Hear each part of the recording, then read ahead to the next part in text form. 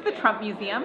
Conventions are about telling stories of candidates, and so American Bridge wanted to take the year's worth of research we did into Donald Trump, and it's still ongoing, and find a creative way to tell the true story of Donald Trump, who he really is.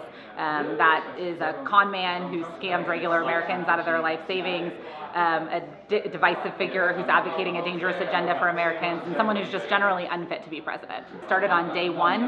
Now some of this is kind of the more traditional opposition research, pulling newspaper articles and online video, but some of it is a little bit more unique, given Trump as a candidate is obviously a little bit more unique. So many of these items were procured on eBay or various other sites on the internet, and we really wanted to make sure that we got the full picture of Donald Trump. So what do we see here? So this is our reading room right here. It includes, as you can see, there's magazine articles, there's a Trump yearbook, there's a variety of books here, both by Trump and about Trump. One item that I like to point out is the materials from Trump Institute, which was a related entity to Trump University.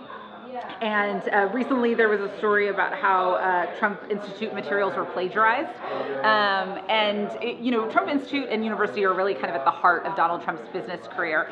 They show, again, it's probably the best example of fraudulent activity. The sales marketing techniques talked about getting people to max out their credit cards and leverage their retirement savings in order to pay for these courses that turned out to provide very little information, certainly was not new, even though Trump said that he handpicked the instructors and that this was the way to make money off of the real estate market, just like he did.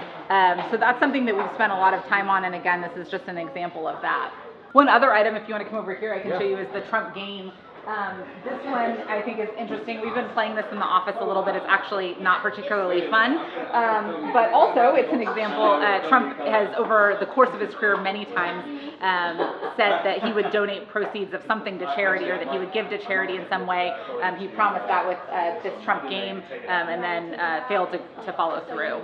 So how does it work? Is it like Monopoly? Is it is it more like this? It's sort of, no, I mean, it's not really as interesting as either of those games, unfortunately.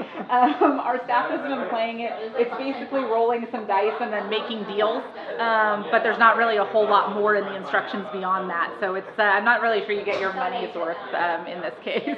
Another good one right here, our friend, the mannequin. This suit is a Donald Trump signature collection, as you can see.